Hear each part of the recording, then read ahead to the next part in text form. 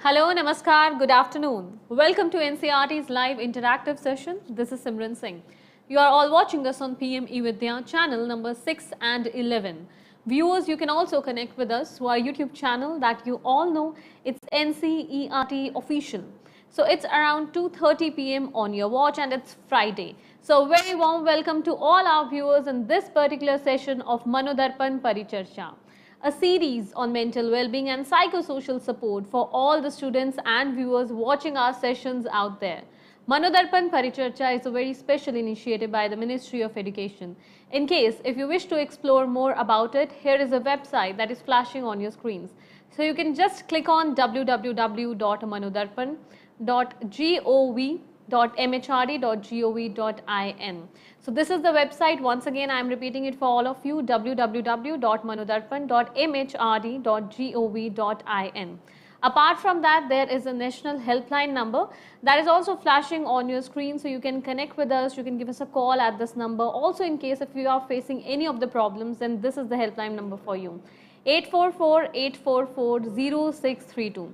This particular session you are watching on PMeVIDYA channel number 6 and 11. Besides that, you can also connect with us through our Facebook page. That is again flashing on your screens. National Council of Educational Research and Training, NCERT. So let's quickly discuss what is this topic that we are going to have for this particular session of MANODARPAN Paricharcha. As you know that we come up with certain important and useful topics for all our viewers. Here we'll be discussing about the social world of children. As we all know, this is the world of children. They are the future of each and every country. So this particular topic holds immense importance in the current scenario for the development, for the holistic support to all the children, all the viewers watching our sessions out there. So we are also joined by a couple of esteemed panelists in the conversation. So let me introduce them to all our viewers. In the conversation, we are joined by Professor I.P. Gowramma. Namaskar, ma'am. Hey, good afternoon. Good afternoon. A very warm welcome in the session. Ma'am is from Department of Education, Regional Institute of Education, Bhubaneswar. Then our second panelist for the session is Dr. Elizabeth Gangmei. Namaskar, ma'am. Good afternoon. Namaste. Good afternoon. आपका भी बहुत-बहुत स्वागत है आज के इस सत्र में. Ma'am is Associate Professor from Department of Education, Regional Institute of Education, Bhubaneswar. A very warm welcome in the session. Then our third panelist for the session is Mrs. Sweta Das. Namaskar. Namaskar. इस्तकबाल है आपका इस सत्र में. Ma'am is a counseling psychologist from the Feel Good Center, Cuttack, Odisha. Then our fourth panelist for the session is Miss Shubhangi Shree. Namaskar. Namaste. Good afternoon. Good afternoon. Thank you so much for being with us in this conversation. Ma'am is a practicing counselor, has joined in from Bihar. Then our fifth and the last panelist for the session is Mr. Santosh Kumar Singh. Namaskar, sir. A very warm welcome in the session. Good afternoon, ma'am. Namaste.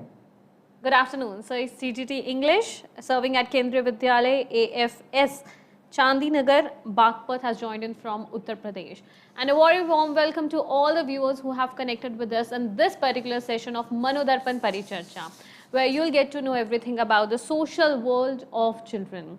So here in the discussion, in the first place, I would like to request Dr. Elizabeth Gangmei from RI Bhubaneswar to answer this simple question. Ma'am, as we have this particular topic for the day.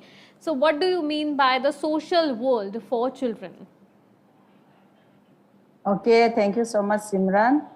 Already, as you have mentioned about how important it is, our topic, the discussion that we are going to have, that is on social world of children, which is very fundamental and significant for every individual or every child or every children.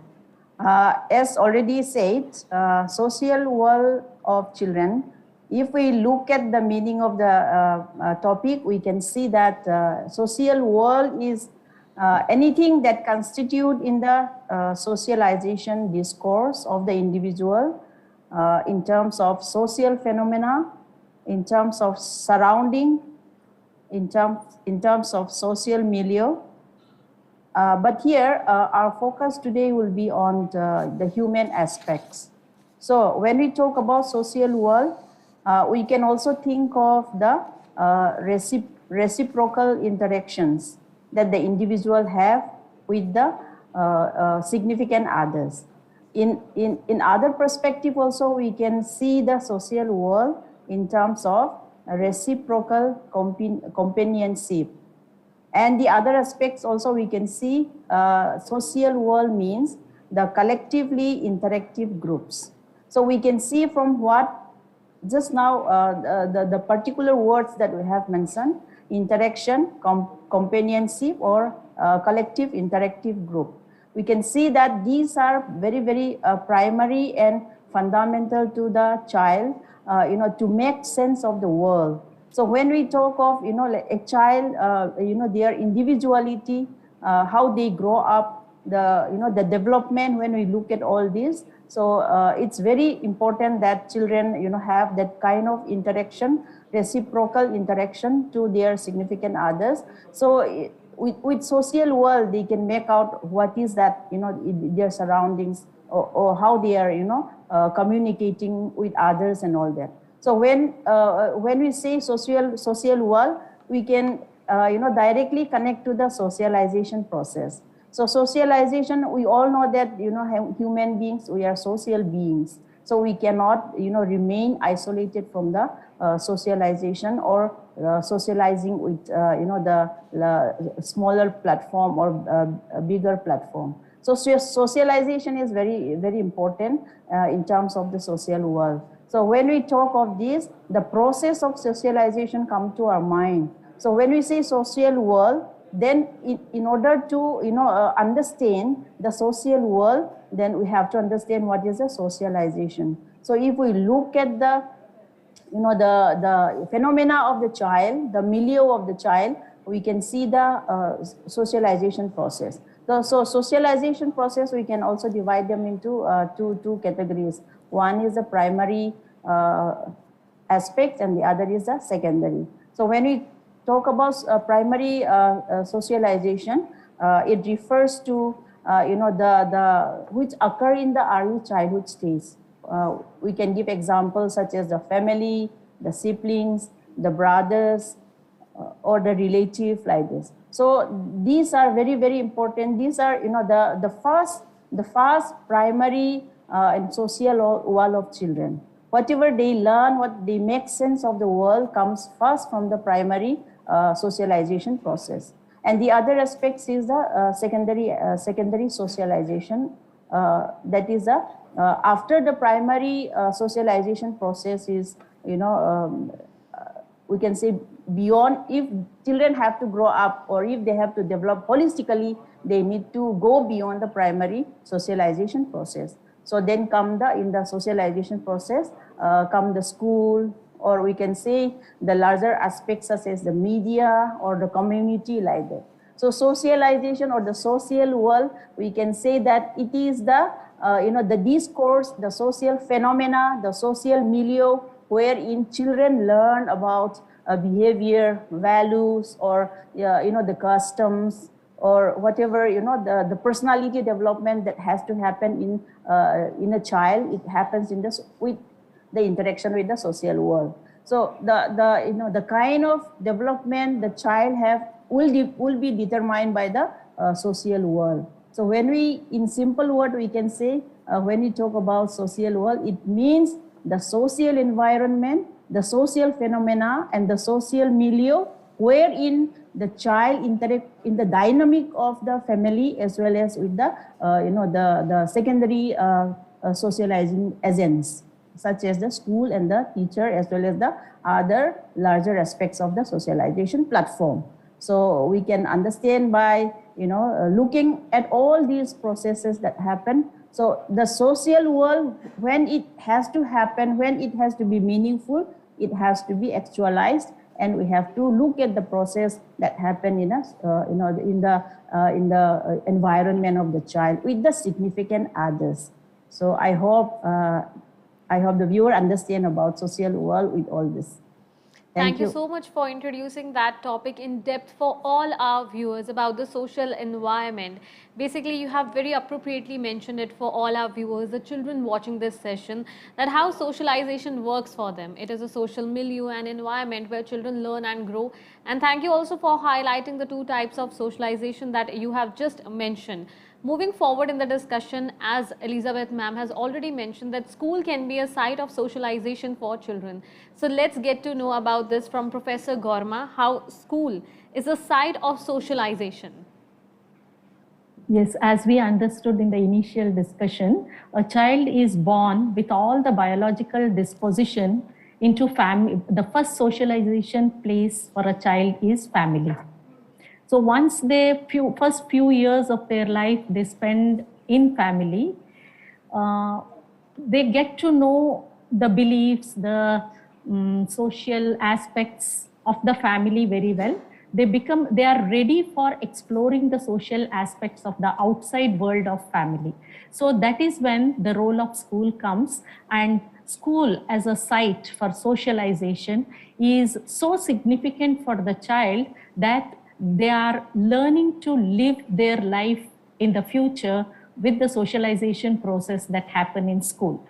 So school is a setting which is giving a larger platform for a child to experience the social aspects away from home. They get to know multiple socio-cultural phenomena which are existing outside our family. The differences in that, the diversity is existing. They try to see in school, the best part is the two aspects of socialization are actualized here. One is they learn the social skills that are essential for their future life, and another one is they understand the social world they have to live, function, influence in the future. So the moment we say school, what comes to our mind is a building, classrooms, teachers. It's more of learning academics, that is the subject learning, the performance, the exams, these usually come to us. But beyond this, school is actually, it is a place where we learn much more than the academics. We learn about the life we have to live later. We understand others. We learn to adjust and live in this society. We learn to communicate with each other. It is a preparation for the future in the social world. We all know how it is difficult. Very recently, we were isolated from society for various reasons, and how we were keen to get back to school. What is this school that is attracting students? Why school is so, it's a safe haven for students, in fact, other than the home, the best place to be in. And we all know school is a place where they spend most of their wakeful hours, and they love to go to school. It is, if we understand, it is not the academic part per se, rather it is the friendship, the caring, sharing, talking to each other, learning from each other. This is what is influencing them, and they are interested to go to the school. In school, school provides a site, it's a platform. It provides a space for children to socialize, not just with the naturally happening processes of school. Rather, school also creates an opportunity with a deliberate attempt. They plan activities so that children learn some social skills. They deliberately plan some activities so that they learn from the social culture, social environment of the school. So it is a platform where deliberate actions are planned for children to develop social skills as well as understand their society. And more than anything else, it's a human requirement. Socialization is a human requirement. We know it's a psychological need, in fact. We all want to be loved, and also we want to love others. We want to be helped, and we want others to help us also. We know how much we crave for attention, and young children is more common that they seek attention, and for such a place, like they need love, they need help, they need care, they want to be attended to, they want to be noticed, whatever they're doing, what new things they are learning, what they have seen at home, something nice, they want to share it in the social space. So all this is a psychological need of a human being. It's a requirement for us.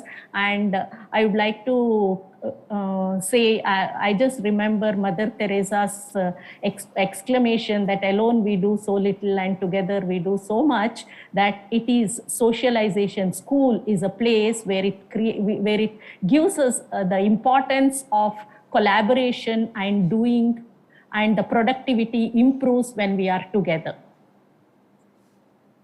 Thank you so much for sharing those important details with us. And regarding your topic, one of our viewers, Ms. Jyoti Sharma, has rightly mentioned that yes, family is the first school of students.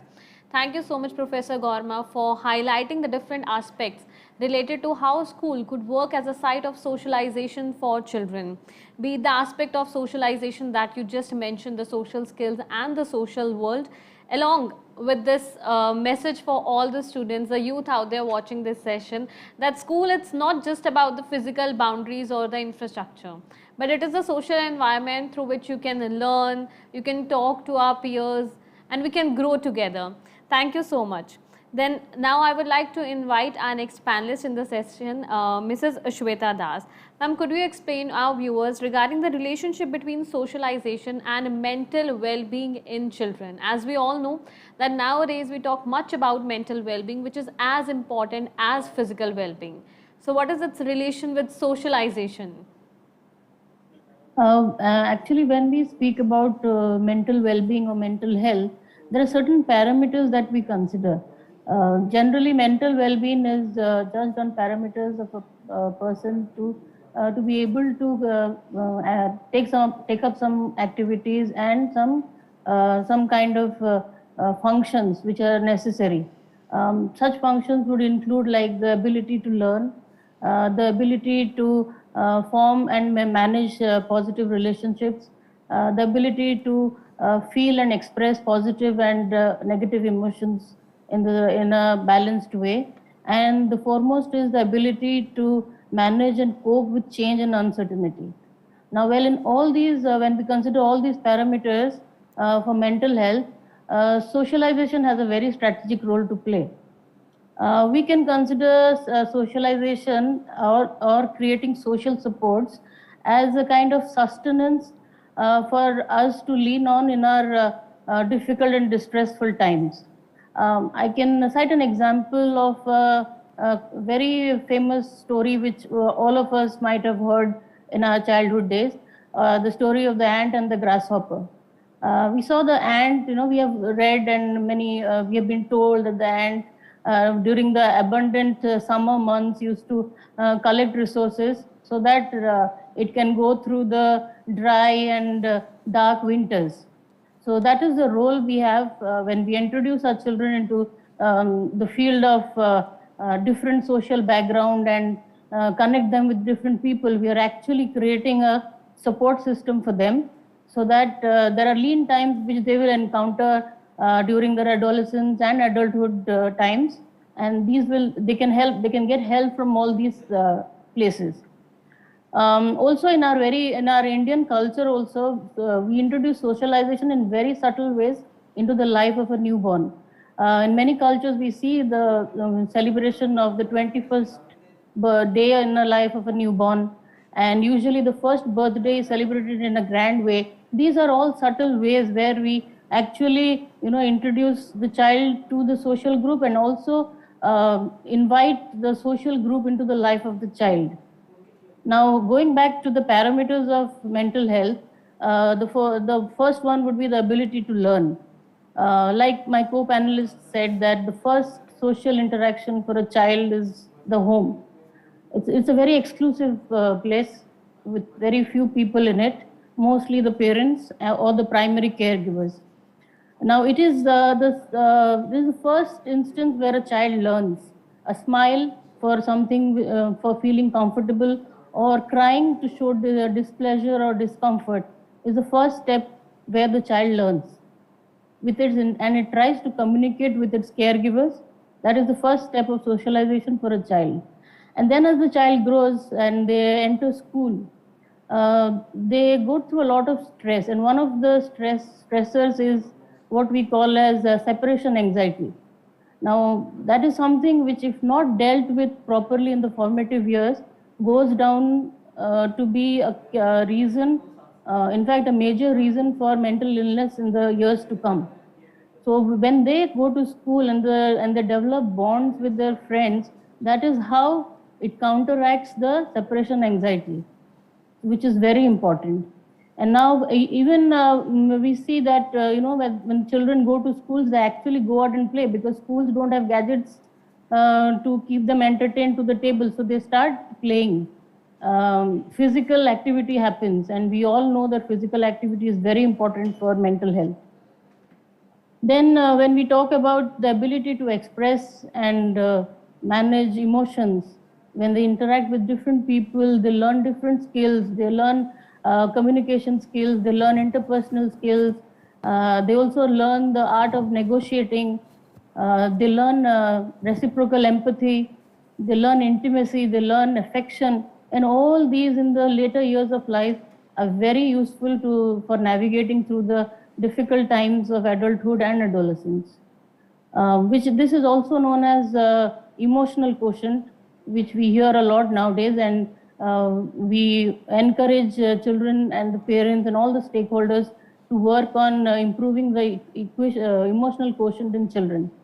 Next would be how they manage their personal relations and how they form relations and how they manage it, which we can call as a social quotient. And it is, as I said, these are all sustenance that they build, which will help them in the years to come. And when we talk about the parameters, the most important of it is the ability to cope and manage with adversities or changes in life. This is we can call it as the adversity quotient. This is the ability to go through a difficult patch in life and come back from it without losing out on your mind. So the relationships, the social support system that the child builds, starting from the school days or from home, goes a long way in increasing his adversity quotient. And in a way, with all these parameters and social contacts, exposure to different places, different people, different opinions, we are actually preparing a child for the future. And I would say we are actually preparing the children for the road, which is always better than preparing the road for the children. Thank you for sharing those details with all our viewers regarding the relationship between socialization and the mental well-being for children, and some few points from your conversation that I really liked. Thank you for sharing that nostalgic story of ant and a grasshopper. Quite an interesting and encouraging one, where the ant, keeps on collecting for the times of adversity, while the grasshopper just enjoys. And this particular story is also included in the NCERT textbooks, English textbooks for our children. Then very appropriately, you have put in words regarding the parameters of socialization, the ability to learn, countering anxiety.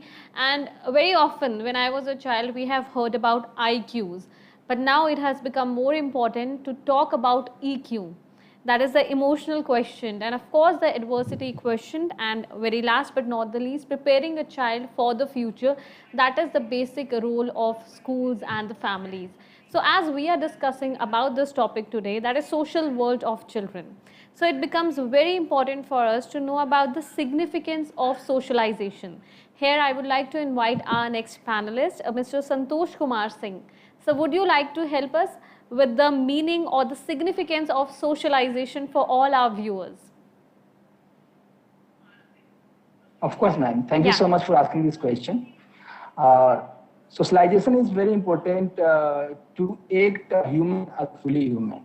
We all are human, but if you want to act or react like a human, we're supposed to be socialized first. And in case of society in which they are living, in which the human are living, both are, the socialization is important for both, individual and for the society as well. determine and observe we find that how human being and each other. If you want to, if you want a new generation to learn how to live in the society, how to survive in, we supposed to convey the important and distinct of the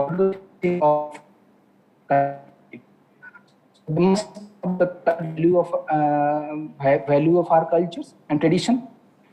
Socialization is the manner and custom of our tradition, of various traditions. We are living in this country where there are variety of traditions are there, and every people has to learn about it. So, socialization provides the interaction. It gives the means through which we all are gradually becomes able to see ourselves through the eyes of others.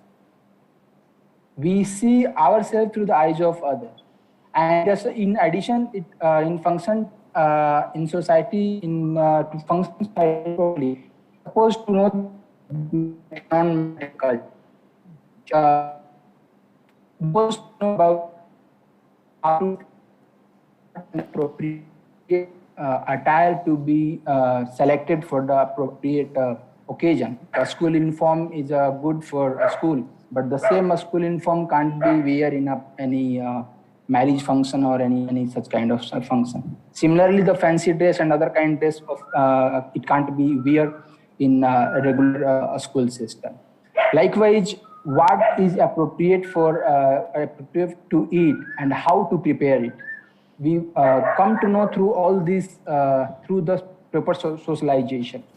Most importantly, through socialization, we learn the language, whether it is dominant language or common language, whether it is verbal or non-verbal, just to communicate and to think. So without socialization, if you look at all these above points, we'll come to know that without socialization, we literally have no ourselves. We literally have no any identity of ours. We just noted about the socialization. I would like to give an example just to make you more understand how socialization is going to help us to survive in life. Which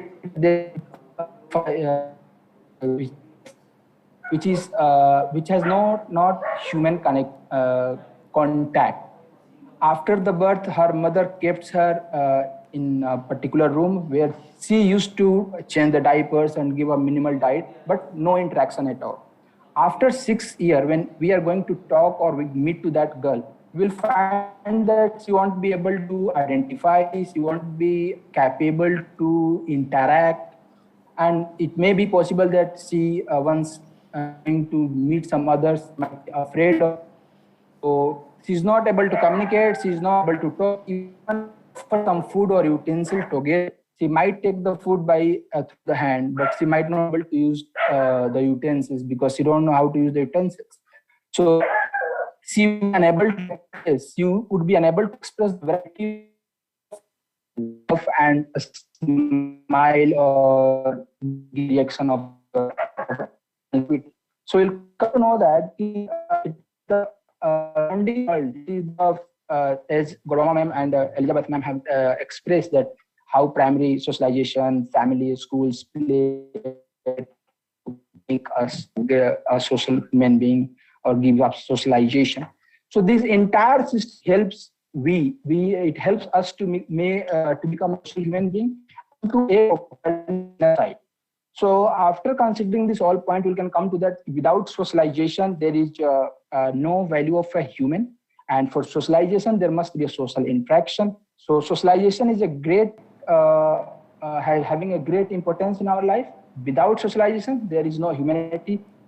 And we might not have that much of advantages and success in our day-to-day life. The challenge we have is just because of our socialization only. Thank you, ma'am. Of course, socialization holds immense importance for us today, knowing the values, habits and the positive attitudes of the society that we all, especially the children during their foundational stage, they can inculcate in themselves. Thank you so much, sir. But how could we enhance these socialization skills? And for that we have with us Shubhangi Shree ma'am. Ma'am, the question to you is how one can enhance these important skills in their life, like how I can inculcate the skills of socialization within me. Thank you for this question, Ms. Simran. As we have understood till now, that when a child develops strong social skills from the young age, the impacts are visible all through their life. Here I will highlight some points through which we can enhance. The first point is to encourage the eye contacts and body languages while they're speaking. When we talk with someone, we must have to make our eye contact with the whom we are talking. Like जब हम लोग किसी से बात कर रहे हैं, अगर हम लोग पे आई कॉन्टैक्ट या अपनी बॉडी लैंग्वेजेस उनके तरफ इंटरेस्ट के थ्रू, जैसे कि अगर हम लोग किसी से बात कर रहे हैं अपना fold hand with your have folded our hands, then they must be thinking that सामने वाला हम लोग से इंटरेस्टेड नहीं बात में. If you are talking and while we are talking I'm looking here and there, then they think ये हम लोग से बात करने में इंटरेस्ट है. बट जब हम लोग उससे आई कांटेक्ट बात करते हैं तो उनको लगता है कि हम उनसे आई कांटेक्ट कर रहे हैं, उनकी बातों में इंटरेस्ट ले रहे हैं, उनके अच्छे से रिस्पॉन्स देंगे. हम लोग जब किसी से बात करते हैं तो हम लोग का बात आधा हम लोग के बॉडी लैंग्वेज, हम लोग के पोस्चर्स ही कह देते हैं. इसलिए हम लोग को अपने बच्चे को इंकरेज करना चाहिए जब हम किसी से बात करें तो हम लोग उनसे आई कांटेक्ट मेंटेन करके रखें. और इससे सबसे बड़ी फायदा ये होती है कि हम लोग में सेल्फ स्टीम बढ़ती है, हम लोग की कॉन्फिडेंस लेवल बढ़ता है, हम लोग अपने बात को बहुत अच्छे से रख पाते हैं. The second point is to develop the emotional skills. हम लोग अभी इमोशनल स्किल्स पे जो हम लोग बहुत ही रेयर ही हम लोग अपने बच्चे से बात करते हैं कि कैसे उसको एक्सप्रेस करें, कैसे उसको अंडरस्टैंड करें, कैसे अपने इमोशंस से हम लोग कोप अप कर सकते हैं. क्योंकि हम लोग को जितना एक्सप्रेस करना आना चाहिए उससे ज्यादा हम लोग को उससे कोप अप होना भी आना चाहिए. आज के डेट में बच्चे लोग अपने जो फीलिंग्स उसको अपने अंदर ही रखते हैं. इस वजह से क्या होता है कि वो लोग स्ट्रेस में आकर के अपने अंदर के इंटरनल बॉडी जो उनके पार्ट्स हैं उसको भी हार्म आती है. स्ट्रेस से बहुत ज्यादा इफेक्ट पड़ता है हम लोग के हार्ट के, हम लोग के किडनीज पे, क्योंकि हम लोग अभी चीज को बहुत लाइटली ले लेते हैं. लेकिन जब हम लोग आगे जाते हैं, ग्रो अप होते हैं, थोड़ा सा एज जब आगे बढ़ती है तो उसमें हम लोग को उसका असर दिखता है कि स्ट्रेस हम लोग अपनी बात को अपने मन में रख रहे हैं, उससे हम लोग को हार्ट डिजीज होने की चांसेस हो सकती है, हम लोग को हाई ब्लड प्रेशर हो सकती है. फिर हम लोग अपने बच्चे को प्रॉब्लम कैसे सॉल्व कर सके, जैसे अगर हम लोग का प्रॉब्लम सॉल्विंग के कुछ तरीके होते हैं कि हम लोग अगर हम लोग एक ही तरीके से प्रॉब्लम सॉल्व कर रहे हैं तो हम लोग में माइंडसेट हो जाता है कि जब कोई भी न्यू प्रॉब्लम भी आएगी तो हम लोग कोशिश करते हैं कि वो पुराने वाला जो सॉल्यूशन था उसके थ्रू हम लोग अपना प्रॉब्लम सॉल्व करें. लेकिन अगर हम लोग अपने बच्चे से हमेशा कुछ इश्यूज ऐसे क्रिएट करें, अगर तुम इस इशू में फंसे तो तुम किस तरीके से इस प्रॉब्लम से टैकल करोगे, इस सिचुएशन को तुम कैसे इस बाहर से निकलोगे, तो वो अपने आप को ओपन माइंडेड हो करके वो उस प्रॉब्लम को सोचेगा, उस प्रॉब्लम से निकलने का नया सिचुएशन से नए सिचुएशन को देखेगा, नए ऑप्शंस को ढूंढेगा. और इस वजह से उसका क्या होगा, जब भी वो न्यू सिचुएशन में कोई फंसता है तो उससे उसको न्यू ऑप्शंस मिलेंगे उस प्रॉब्लम्स को टैकल करने के लिए. Second is to give them the new environment. Like जैसे कि अभी का है, हम लोग के सारे parents, both parents are working, यहाँ पे बच्चे को हम लोग टाइम नहीं दे पा रहे हैं. बच्चे क्या करते हैं, वो अपने में ही ज्यादा उलझे रहते हैं. यहाँ पे हम लोग कहते हैं कि पेरेंट्स के फर्स्ट प्रायोरिटी बच्चे होते हैं, बट हम लोग उसको शो नहीं कर पाते. और बच्चे लोग इतने नादान होते हैं कि जो देखते हैं बस वही समझ लेते हैं. अगर आप उसकी आज उसकी जरूरत है अपने पेरेंट्स और बच्चे नहीं, पेरेंट्स उसके साथ नहीं है बच्चे के साथ, तो उनको लगता है कि मेरे पेरेंट्स मेरे से प्यार नहीं करते, मेरे पेरेंट्स के पास मेरे लिए टाइम नहीं है. बट ये नहीं समझ रहे हैं कि वो उसके पेरेंट्स आज जो कर रहे हैं, इतना डबल वर्किंग, ज्यादा काम करना, ये सब कुछ वो अपने बच्चे के लिए ही करते हैं. लेकिन बच्चे जो देखते हैं बस वो सोच करके उनके थ्रू अपना निगेटिव माइंडसेट कर लेते हैं. यहाँ पे हम पेरेंट्स लोग को कहना चाहेंगे कि आप अपने बिजी शेड्यूल से कम 1 घंटा ही सही अपने बच्चे के लिए निकालिए और उनके साथ कहीं बाहर जाइए, उनसे जानिए कि वो अपने दिनचर्या में डे टू डे लाइफ में वो क्या कर रहे हैं. उनको कुछ रिस्पॉन्सिबिलिटी सेट कीजिए कि हाँ तुम उसको अपना रोल आइडेंटिफाई करने में हेल्प कीजिए. जैसा कि एरिक एरिक्सन एक साइकोलॉजिस्ट है, उन्होंने भी कहा है कि टीनेजर्स में ये चीज पाया गया है कि अगर वो अपने आइडेंटिटी को आइडेंटिफाई नहीं कर पाते हैं तो उनमें आइडेंटिटी क्राइसिस हो जाती है। इस वजह से उनमें मालएडेप्टिव बिहेवियर्स भी देखने को मिलता है और आगे जा करके उनमें बहुत सारी प्रॉब्लम्स, मालएडेप्टिव बिहेवियर्स हम लोग को देखने को मिला है, जिसकी वजह से उनमें एडजस्टमेंट इश्यूज आ जाते हैं, एंगर इश्यूज आ जाते हैं। तो अगर हम लोग इस चीज को क्लियर करना चाहें तो उसके लिए हम लोग आज जो मेरे बच्चे टीनेजर्स में हैं तो उन लोगों को अपने रोल आइडेंटिफाई करने में उनकी हेल्प करनी चाहिए। Second is to teach them to taking turns. हम लोग किसी से बात कर रहे हैं, हम लोग अपना सिर्फ बात रखेंगे तो वो सही नहीं है, या फिर सामने वाले को सिर्फ बोलने दे और हम अपना बात ना रखें तो वो भी सही नहीं। तो हम लोग अपने बच्चे को सिखाना चाहिए कि कब अपनी टर्न लेनी चाहिए और सामने वाले को भी बोलने का मौका देना चाहिए, और जब सामने वाला बोल रहा है तो कितना अच्छे से आपको उसका सुनना है कि वो क्या कह रहा है, उसके अकॉर्डिंग आपको रिस्पॉन्स करनी है। Next is sports participation. आजकल कोविड के टाइम में क्या हो रहा है, बच्चे लोग अपने एक रूम में बंद हो जा रहे हैं, online games like PUBG, free fire, बच्चे लोग इसी में बिजी हो गए हैं और आउटडोर गेम्स खेलना बंद कर दिए हैं। यहाँ पे हम लोग बस कहने को कि स्पोर्ट्स एक एंटरटेनमेंट है, बट ऐसा नहीं है, हम लोग बहुत कुछ सीखते हैं स्पोर्ट्स से।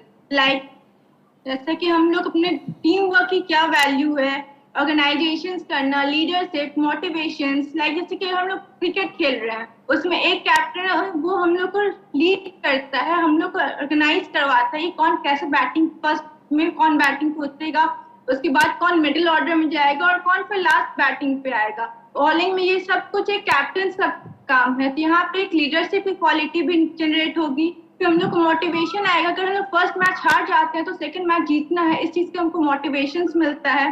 तो हम लोग अनजाने में इसे हम लोग बहुत कुछ सीख लेते हैं हम लोग स्पोर्ट्स खेलते खेलते। Qualities are greater for the character buildings and for improving our socialisation skills. Next is the good in everything, every situation. ऐसा अगर हम लोग अपने बच्चे को ये सिखाएं कि हम लोग हर सिचुएशन में अगर अच्छा देखें, there is always something positive to learn from even the most challenging social situation. हम लोग जैसे अगर कभी हारते हैं उसके बाद अगर जीतते हैं तो वो ज्यादा खुशी मिलती है अगर हम लोग रेगुलरली जीतते जाए तो। जैसा कि हम लोग ने सुना है बाउंस बैक, हम लोग बाउंस बैक करते हैं तो वो ज्यादा खुशी मिलता है अगर हम लोग रेगुलर जीतते हैं तो। And last I want to say try to be happy in every situation. Thank you. Thank you so much, Shubhangi ma'am, for sharing these beautiful details with all our viewers about how they can enhance the socialization skills within themselves. Very appropriately, you have mentioned about the body language, the posture, and of course, the eye contact when we are conveying a message to someone else. Then, important to develop emotional skills as well as the problem solving skills. और एक बहुत सही बात जो आपने हमारे सभी दर्शकों के साथ यहाँ साझा की कि बहुत ज़रूरी है कि अपने बच्चों को हम समय दें ताकि उन्हें ऐसा ना लगे कि अभी हमारे अभिभावक हमसे प्यार नहीं करते। Thank you so much for coming up with those minute details for all our children.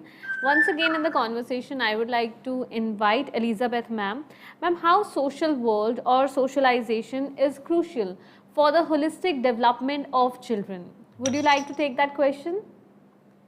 Okay, sure. Yeah, the other panelist has already mentioned about the importance and the nuances of socialization. Socialization brings intra and inter benefit or development to the individual, wherein we also already mentioned about how socialization brings confidence, how socialization is related to self-worth, how socialization is related to identity or self-esteem. So all these benefits are there for the individual. That's why I say socialization process is related to the intra and inter development of the individual. So, and as we look at the impact of socialization, all the social behaviors are learned, so that they have to be learned. That is why it indicates that socialization is a process. It requires a context. It also requires people or significant others to be part of that socialization. So in order to have that kind of conducive socializations, the individual has to also very consciously involve into the socialization process. So in socialization, it's like when you are part of the social group, it is like you are looking yourself in the mirror. So you correct yourself, you look at yourself, and also you keep on correcting yourself. That is why it is very important for identity development as well, and also for personality development. So these are fundamental to the development of the individual as well as for the collective people. Holistic development for related to socialization, we can say that through socialization there is a social and emotional development. There is a communication skill development. When we say communication, already the other panelists has mentioned about language, the verbal and non-verbal languages. So emotional skill, communication skill, cognitive skill, physical development skill, these are integral part of the holistic development of individual. So you may be developing physically very well, but if you are not emotionally balanced, that is it's not very conducive development. Also, if you are very emotionally mature, but you may not have a communication skill, so that is also it's not desirable. So that is why when we talk of holistic development, we should have social skill, we should communicate, we should be able to convince others, we should be able to listen to others also, we should be perceptive, and we should be receiving other opinion as well. And also when we talk of holistic, it also means cognitive skill. So also like physical development. So there must be a very balanced and harmonious development of the individual. So these can happen only in a socialization. If you lock yourself inside the room, if you are not relating to others, if you are not coming out in the social groups, then where do you learn all these things? No, we become emotionally mature only when we relate to others, only when we understand our position, and only when we interact with other, we realize that okay, this is how I have to be adjusting, this is how I have to interact with the other person, converse with other person, I should accept their idea. It's not me who will be always speaking, I should also listen to others. All these things comes. And also, like, for example, we talk of the, Shubhangi has mentioned about the physical, the sports and all these things. So if you need to be a fit person to be able to, develop in other aspect as well. So if you're not well, if you're unfit, if you're sick, if you're, lying down, then the context going out and socializing with others is not possible if you're always sick, for example. So that is why you need to keep fit of, you need to be fit to be socializing with others. So holistic development, harmonious development, balanced development is very, very important. In that all these aspects, as we have already mentioned, all these aspects are mentioned here. So these things, communication or language or emotional or physical development, all these are very, very fundamental and functional skill which is required for every day being with the others. So when we have holistic development, we fit in the social group. Gowramma ma'am has mentioned about, we like people to love us, we like people to recognize us. So fitting in the social group means I love others and the other also love me. I respect others and the other also respect me. I listen to others, the other also listen to me. So this is required for fitting into the social group. So fitting into social group is what we call as a holistic development. And in the on the other hand, we can also say holistic development is learning about our social role, knowing about who am I and what I have to be doing in the society and what is my role in the society. So knowing that is a holistic, holistic development can bring only that. it will bring that. Knowing your social role, your responsibility in the society, being part of society. It is so good to be a part of a social group. You are with your peer group, you are in the clubs. So it is a very, very healthy, and it is very important for human beings. And also when we have a holistic development, we'll have a respect for culture, we'll have a value, we'll have a belief, which will be very important for our development in every aspect. So that is what is a consequence of this holistic development in the process of socialization. Thank you.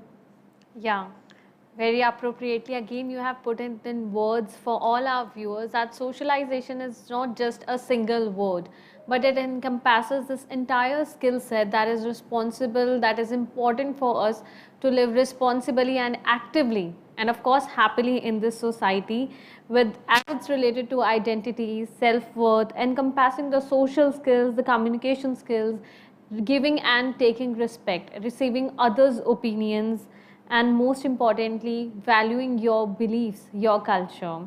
Thank you so much. Professor Gowramma, as previously you have mentioned how school could be a site of socialization for the children.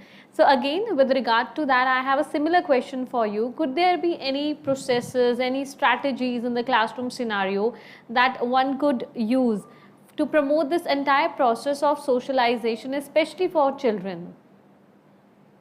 Yes, definitely. School is a site which, through its natural processes itself, is creating opportunity for socialization. And as I earlier said, school is a systematic, standard, scientific, it's a platform where systematic scientific socialization processes can be planned and deliberately given to children. So let's look at few of these processes, the school and the classroom, how socialization and the social skill development and understanding the society for the child can be promoted. First, I would like to draw the attention of all of us, the older generation, to go back and think of the reaching school itself is a wonderful way of socialization. Earlier, probably it was walking with friends, calling friends from the gate, calling them, and now it's more of school bus. School bus is a place where they learn, they stand together, lot of interactions happen. Somebody may be vocal and very conversant, they may be extrovert, they may speak a lot, but somebody may be listening to it. That itself is a learning for the child. We all know language and literacy development is strongly, deeply rooted in the social environment of the child. So all this is a beginning for a child to listen to and understand and prepare themselves for the language and literacy development, which is a base for the academic development in the school. So school bus also, like earlier panelists also talked about how they learn to take turn. They understand, nobody needs to say that they cannot rush and get into the bus. There is space for everybody and there is everyone's turn and we have to wait for our turn. Without anybody telling, children will be situated in that social site and learn how to get into the bus, how to accommodate others, give space for others, how to sit together with everyone. Then lot of conversation happen there. The moment they reach the school, another process is there, the assembly, which is also, it is a deliberate planned activity where children learn to face others, because in the assembly usually as a small group, children either share some thoughts or they sing some songs, read the newspaper. So all these planned activities give a platform for children to express themselves in a larger social context. After assembly, we have classes, and in class, we can think of this a pedagogical model for social skill development and being in a social situation. So our classroom lessons, we can plan as teachers our planning of lessons can be in such a way that we promote interaction among students, among peers, among elders also. For example, a simple question can be asked and make it a task that discuss in pairs. So if they are sitting in a row, 2 are sitting or 3 are sitting, so the teachers can ask the 3 or 2 sitting in the same row to discuss that 1 minute and then come to a conclusion, consensus, and then present. So that is a very small activity. It just takes 1 or 2 minutes, but it promotes conversation between the peers in a very small group. Further, we can think of giving a group activity, like 5 to 6 children in a group, and activity which is involving multiple tasks like collecting, writing, drawing, documenting in various ways like tabular form, through graphs. So all these can be combined together and given as a group activity wherein they sit, talk, discuss. As other panelists said, it's like we have to understand, a child will understand that I have a space to put forward my ideas, my views, but it is also important that I listen to others, and listening to others and coming to a conclusion collaboratively. They understand that a rational decision making also becomes a part of them when they are engaged in this kind of learning activity. And lot of, we talk of empathy, like empathy can also be developed through these classroom activities where we give scope for listening and understanding others, waiting for our turn, not saying something when somebody is speaking. So all these are developed through these classroom activities, through a pedagogical process. And there can be something like engaging students with some community activity. For example, every school will have some community sites around us. It may be like if it is a bigger space like a museum or a small industry, that's fine. Otherwise, there is like even a primary healthcare center, local library, or even a post office, bank. Everything is a place in a small group with an adult leadership. Either senior students can do this, or teachers, if they can do, if they can engage some community adults from the community to do this in a small group. Children can be taken to different sites. So interacting with others, we are observing that nowadays children do not know how to initiate a conversation with a stranger, with an adult. So these pedagogical processes, if we build into our classroom processes, that naturally develops that way of, see, I may not know how to initiate a conversation with a stranger or an adult or a authority, person in authority, but I am observing my peer, my age mate, my friend is asking like this. How is it reciprocated? If there is any need, the teachers as mentors are always with them, who can guide them, who can correct them. So all the others in the group are learning, and this is a very, very simple way and a very inexpensive, a simple way of learning. You don't have to spend time or money or resource for this kind of learning. Naturally, the space is created if children are taken to different areas in the society. Even as a pedagogical process, as an activity, we can give a small task to children to either talk to your parents and make note of this, or talk to your grandparents, or talk to your neighbors, a small activity for weekend or something. Yeah. So this kind of activities as a routine classroom process gives lot of scope for children to develop. Yeah, thank you for sharing these simple steps where we could promote socialization in a classroom or in a school scenario. Something as simple as traveling in a school bus together. It could promote socialization where we could share our thoughts and ideas. The students together, they can sit of different classes, they can sit together and they can share their thoughts, they can express themselves. And obviously planning of the classroom scenario in such a manner, all the lessons. So when we are delivering the lectures, especially for teachers, when they are delivering the lectures to the students, they could include these simple activities, making them sitting in groups. And above all, the major outcome of this should be that a child should be able to express themselves. I know when I was a kid, I was a shy one. So I resisted from talking to my teachers, and as ma'am rightly mentioned, there are some students who might feel a bit uncomfortable in initiating a conversation, especially with the adults in a school, with the teachers, maybe the principal or the higher authorities. So with the help of socialization skills, our students, our children could learn all of them. Thank you so much, Professor Gowramma, for highlighting these important areas. And as we all know that every coin has two sides. So Shweta ma'am, I have this question for you. Do socialization bear any of the undesirable effects that the children might have or might impact the children, and guardians or teachers should be aware of that? Yes, definitely. Like you said, there are two sides to a coin. So also to socialization. So far, we have been speaking on all the positive sides of socialization, how it helps the child, how they develop the world and everything.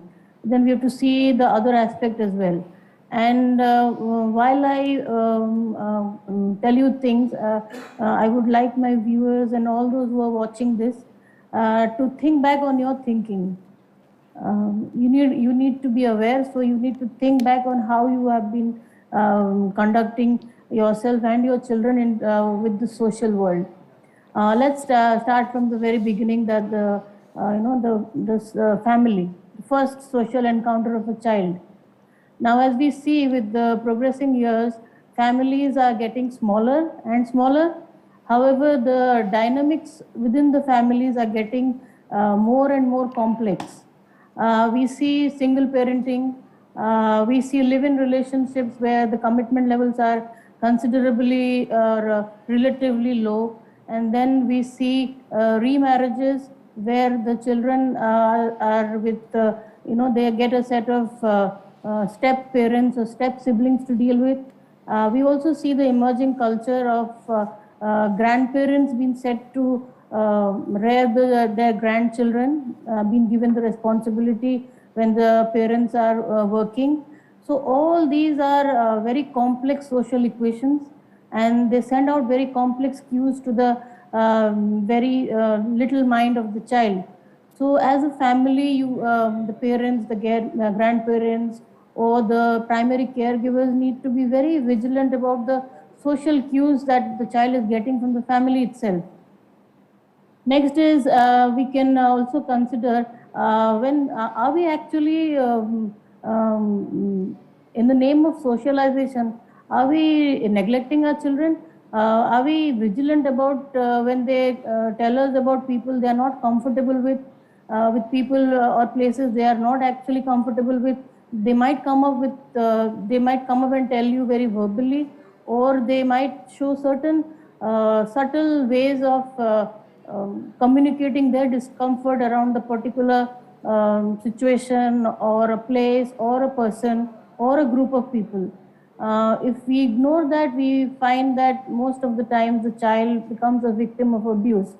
This happens mostly in case of sexual abuse, when the needs of the, when the discomfort of the child is not discussed, and in the name of socialization, we take them to places where we are comfortable with. We are comfortable with our friends, our relatives and all, but maybe the child is not liking it. So these are subtle signs, and where the caretakers, the stakeholders in a child's life have to be very, very careful.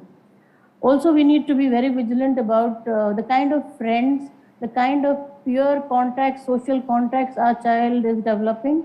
Of course, we cannot monitor them all the time, but then we need to be aware of it.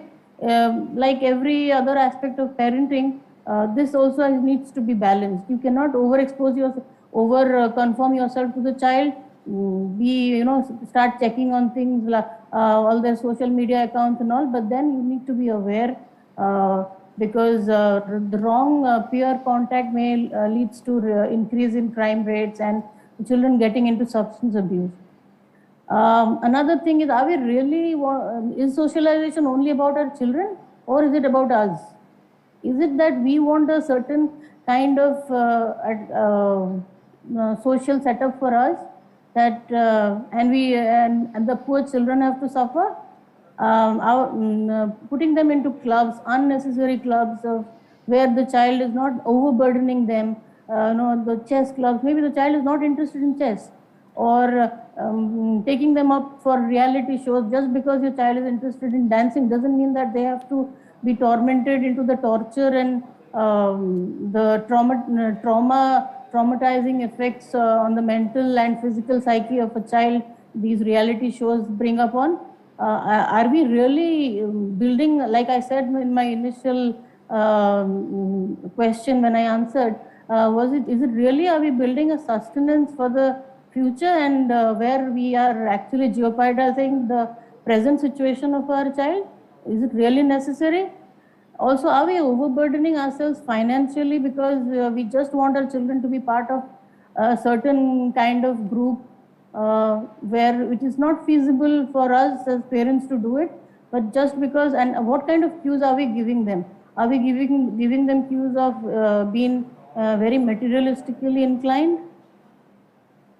Also, we can say, I'll give you a very simple example when I say this, getting financially overburdened or moving around in spaces which is not even, which is not in line with the way we bring our children brought up in our families, in your particular family. There's a very interesting movie, English medium or Hindi medium.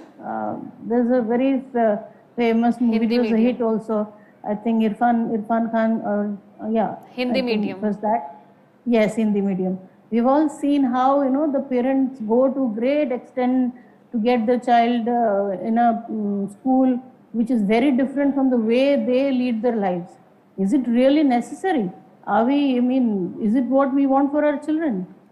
So these are certain areas where when we talk about socialization, we need to be aware. And like I mentioned, every aspect of parenting, the key to smooth parenting, I would say, because it cannot be flawless, of course. So it's balance. You need to maintain the balance even in case of socialization. Thank you. Of course, we need a balance in our lives, be it socialization or any other thing. Everything has its pros and cons, and a balanced life is the right approach to that. Thank you for highlighting these undesirable effects of socialization that might impact children and could lead to any uninvited problems or circumstances in their lives. And also, you have highlighted a very significant point. It is important for parents, the guardians, whosoever, be the teachers taking care of the children, to be vigilant and observe the child behavior at regular intervals, so that a child should be aware of the good touch and the bad touch, and they should know that they should not be a part of any such conversation, any such activity in which they don't feel comfortable. Of course, that is the most important part. Thank you so much, ma'am. Now, again in the conversation, I request Santosh sir to please apprise our viewers about how socialization can help a student in performing better in the academics. Thank you so much, ma'am. Socialization helps to perform better in academic, there is no doubt, but rather saying this, we should say socialization helps an individual to perform in every aspect of the life. It is not only academic. So we have been discussing for more than 1 hour about socialization of the children, and we'll come to know a lot of aspects. So we have to understand what all about the socialization. Each and every aspect of our life which is being interacted with some others will consider as a socialization. So in case of academic as well, the children who is well socialized means, as I told you, socialization is not bound. It's a very vast concern. Each and every aspect, whether you are listening somebody, whether you are acting in front of somebody, how you are reacting somebody, how you are responding someone, this entire activity is considered as a socialization. The student who is well socialized or who is having a great social skill will lead in academic as well, because after family life, when the child starts going to school, the teacher and the peer and the entire staff and sub-staff of the schools are new for that child.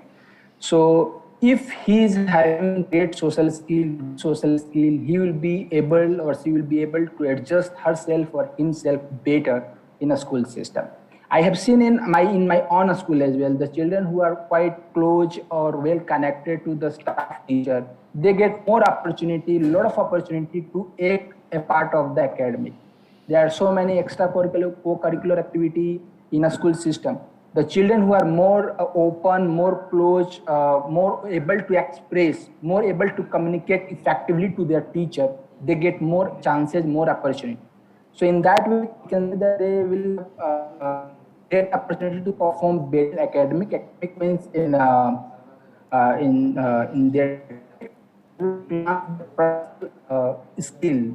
Yes, skills are taught in a school. A school is not only about limited to the books. Their best quality and ability are directly or indirectly taught to the children. So after has a completely unknown or uncomfortable situation, but if they are well socialized prior to the school, they will get more adjusted, well adjusted compared to the other one. As one of the psychologist Walker defines social skill, he set of competency which contribute for better peer acceptance and satisfactory school adjustment are according to his opinion, these are the social skills when the child is able to accept in peer and well to adjust in a school system. And at the same time, researcher has come with the opinion the children who is not having the adequate ability, who are prone to face the difficulty in peer rejection, behavior problems, and low academic performance in the school. So in short, I will say that the students, the children who are well socialized, they are having good social skills, they cope up with the teacher, with the peers, and with the skills, they are more acquainted to the new situation of day-to-day of a school. And in this way, they get well adjusted and try to perform better. And of course, it leads to the better performance of their in academic. Of course. Thank you, ma'am. Of course, thank you. Of course, socialization leads to the better performance of children in academics and also in the outside world, not only in academics. Shubhangi ma'am, could you help us with how, what are the problems that the students would face if they lack this certain social skill set within themselves, be it the professional environment or the personal environment? Shubhangi ma'am. Like, yes, am I audible? Yeah. Please proceed. When a child has social skills difficulties, they might also have difficulties with their behaviors. Like, we can see this in child actions, usually in relation to their environment. Child may not engage in the behaviors such as they refuse to go in social events like social parties, get-togethers, or they may have engaged in an inappropriate behavior such as struggling on the peers' hair or yelling at someone to get their attention. Because at teenagers' time, child just want to be a attention seeker. If you don't give attention to them, they will do some inappropriate behavior to get your attention back. And it's necessary a process. A child may have trouble attending or focusing and have difficulty in interpreting information they receive from the environment. They may also get difficulties in completing academic work because as they have not interacted with the environment, there must be there some lack between them. So the child may misinterpret verbal or written instructions for tasks or struggle with the imaginative writing. As when we get interacted with the environment, so we must get from our day-to-day life. We get many things from society There are many cues we get from our society through which we can write, we can explore our writing and imagination. But as I said, when this is lack of these things, we can't imagine our society as such a beautiful world. Receptive understanding languages or expressive languages. We use language.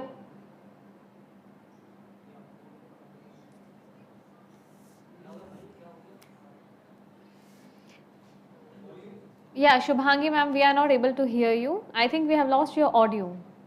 Could you please unmute yourself and then proceed with the conversation? Shubhangi ma'am? Yes.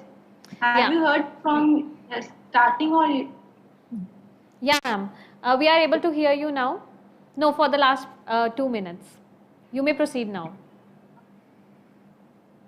like the students want to may have difficulties in completing academic work, as a child may misinterpret verbal or written instructions of the task or struggle with the imaginative writings as they lack with the like they don't have interested in the environment or they don't have interactions with the environment, so they can't imagine imagine or relate them with such a beautiful world, so they may have difficulties in writing their imaginations with the society. They may have difficulties in receptive or expressive their languages because as they don't hear or don't listen about the others are saying, or they are not able to express himself or herself to others what they want to say, then there will be a lack of communications between them. They may be articulations, the speech, sound, and spoken languages. They can't be able to clearly identify what they want to say. They may have difficulties in self-regulations like the ability to obtain and maintain the changes one's emotions, behaviors, attentions, and activities level appropriate for the task or situation in a socially acceptable manner. They may have the difficulty in executive functioning like high order reasoning and thinking skills. Thank you. Thank you so much, ma'am, for briefing us about that important area. In the conversation, we still have around 15 to 20 minutes left. So, viewers, if you have any of the queries, feel free to write down to us in the comment section of NCERT Official. You are watching this particular program on PMeVIDYA channel number 6 and 11. You can also connect with us through our Facebook page, that is National Council of Educational Research and Training, NCERT. Again, we have another set of questions for all our panelists. So if you could allow me, should I ask those questions? All right. Yes. Well, the question is open to all the panelists, whosoever might want to take it. So as we are discussing much about the responsibilities of the schools and the teachers and making school a site of socialization for students, but we all know that any sort of learning, it starts from home itself. So, are parents also the stakeholder for promoting socialization or the social set skill among the children? If yes, how? Anyone who would like to answer this? Yes, I would like to take this up. Sure. When the very beginning is we started with the family in the first social world of the child. We see nowadays that the quality time the parents have with the children is very compromised. Earlier there used to be joint families, and if the mother is absent, then they had the grandmother or the auntie or the uncle to interact with the child. But now since the parents are compromised on time, what they do is they switch on the television or nowadays it's not even the television, it is the mobile phone that the child has. And they start, they are the parents, they say, no, we are very vigilant. We show them only kids shows. But then with Indian kids, the problem is most of the shows are in foreign languages. Foreign language, I mean in English, with an accent. So, and language is a difficult skill for children to monitor unless and until it is very difficult. Walking is comparatively easy, but language is a skill which needs lot of inputs from the social world of the child. So what happens is they start speaking not in the usual, neither English nor their regional language. They start talking in accents. Okay, so that what happens is they are unable to express different things around the house because their vocabulary becomes very limited. Their voices are also animated. They start talking like the cartoon characters they see on TV. They spell out the numbers also in that same way. So here is the role of the parents. This is very, very essential, because language is a very essential skill for the formative years of the child, and communication is what takes them ahead in life. It's very, very important, as we all might be wondering, since we all the panelists are here adults, when we realize the importance of communication. Now, so this is one area where, the children, the parents, the stakeholders need to be very, very vigilant about it. Of course, actually when the child first starts speaking, the first or 1.5 first year when the child starts speaking, picking up on words, they should be introducing it to them in the language which is most prevalent around them, probably the regional language. Because when they go to school, they'll definitely learn either Hindi or English. The regional language is very important because the vocabulary is very vast compared to English. English has very limited vocabulary. Maybe, say, I'll give you one example. Your mother's sister. We have so many ways, our regional languages have different ways. But for English, it is just auntie, right? If the neighbor you call auntie, your mother's sister you call auntie, your father's sister you call auntie. So we are actually compromising on the learning and the vocabulary of the child when we are making them, of course you show them videos, you show them rhymes and all, but then the quality time needs to be maintained with them. This is one aspect where, the social agents for the child need to be very concerned about. Thank you for answering that so beautifully and sharing this detailed approach with our viewers. We have this another question. So as we are discussing about the social world of children, what happens is most of the times adults, they know the feelings, the feeling of another person, they respect it, and also they adjust to the surroundings and the social environment. But when we talk about children, particularly in the primary classes, maybe from class 1st to 5th, so how could we make our children more sensitive towards the feelings of another person, or make them more aware regarding the social environment where they are studying, where they are sitting, whom they are talking to? Anything for the children? Okay, can I take up this one? Sure. Yeah. Okay. When mostly we talk about positive impact of socialization. While socialization process is going on, most of the process are unconsciously we socialized. So that is why in the family or in the classroom, many of the kind of talk that we have, the kind of behavior that we manifested, which we exhibited, it may be the base of what the children can pick up. So when we say socialization, we should be very, very conscious of with whom the children are exposed to. So that is why meaningful. It can be over socialization also. Socialization so much that they get addicted to being always in the outside without reflecting themselves. So self-reflection is very important. You socialize, okay, but you need to also reflect yourself. You need to give time to discern yourself, how you are interacting, how you are relating to others. So that part also we need to be very conscious as a parents and as a teacher as well. Then another aspect which I would like to add is that, in the family as well as in the classroom, the parents, the teacher need to be a role model. So a role model sometimes how we socialize, how we talk to the children, how we are, managing the classroom, how we are explaining the concept, for example. It may be, the base of language that children may pick up those language which may not be useful for their, learning anything. So we need to be very, very careful in, so when we are socializing, in terms of activities, in terms of classroom processes, classroom management, or when we're dealing with our colleague as well. Myself and another teacher, both of us are talking, but children are observing. So how do I model myself? How do I talk in front of the children? How do I relate to them? And also another thing, when we say socialization, we need to also be very careful of the equity aspect as well.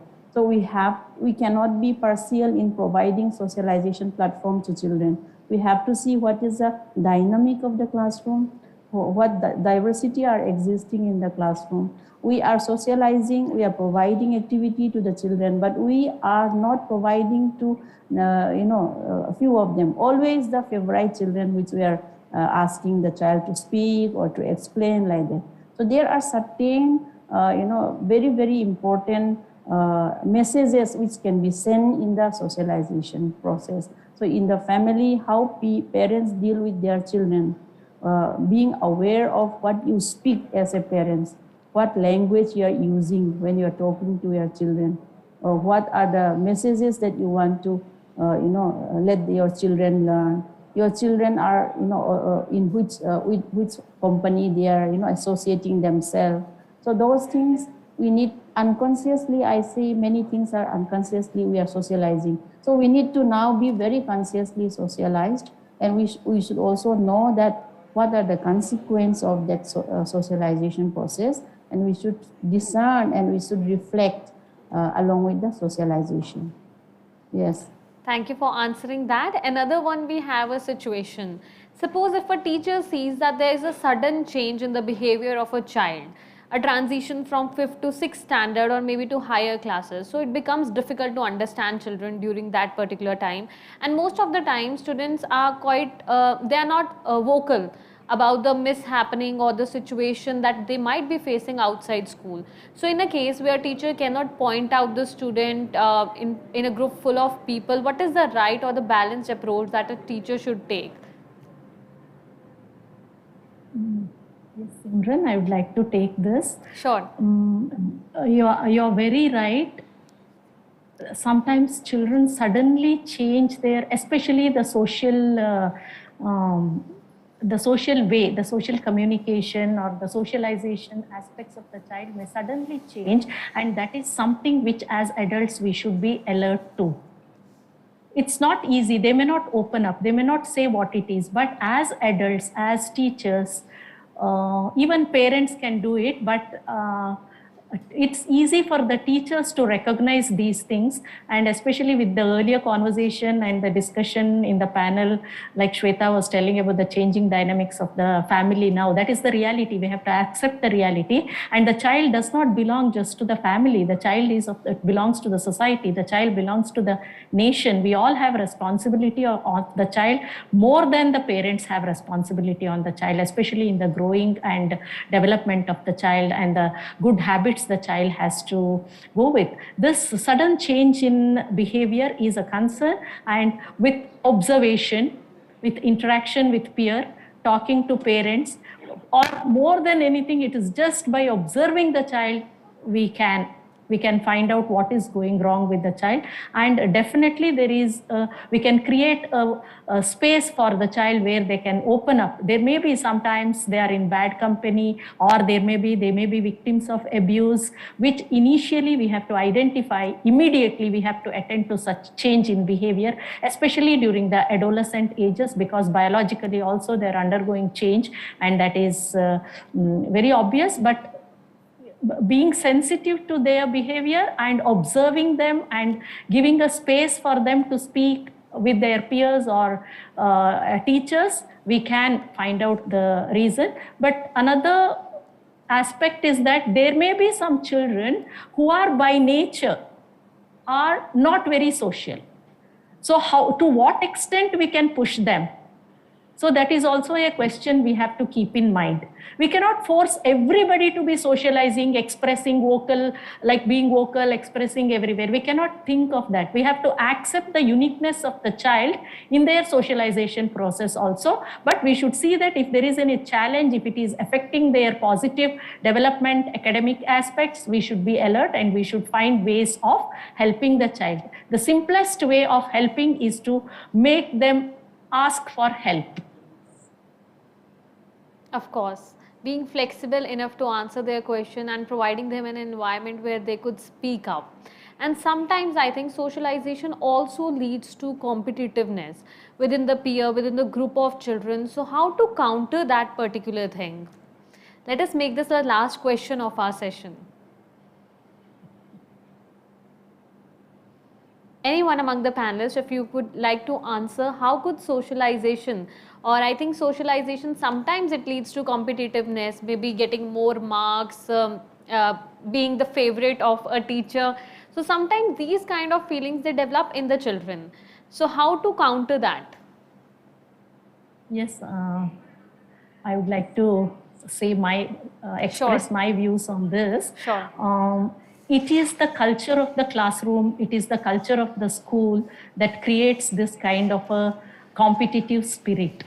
In fact, the school administration has a major role in reducing this competitive spirit. Rather, it should be a collaborative and a combined effort in doing anything. So the competition is, though it is there in the child, the situation, the environment, the adults around them are making more, like it is exaggerated and they feel that they should do better than others. Instead, a culture of doing my best and appreciating the others who are doing their best. If we can create, that is just an environment we create at home or in school. We have to create that kind of environment where we start appreciating others. We like when others do well, and that will be a model for me. What best I can do, I will be able to do, and my performance is my limit. This kind of a situation has to be prevailing in school for a healthy, positive development of our youngsters.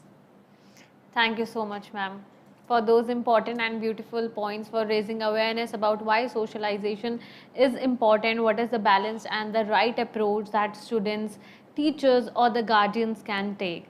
Thanks a lot to all the viewers who have been a part of this conversation. We would have loved to continue the discussion, but we have this paucity of time.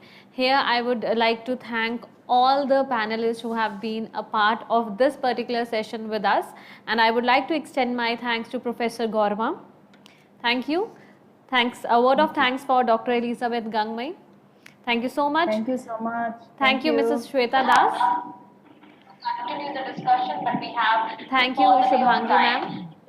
And also thanks to our last panelist, Mr. Santosh Kumar, for being an active part of this conversation and apprising our viewers how they can create a good social world for children, as this was the topic for the day, social world of children.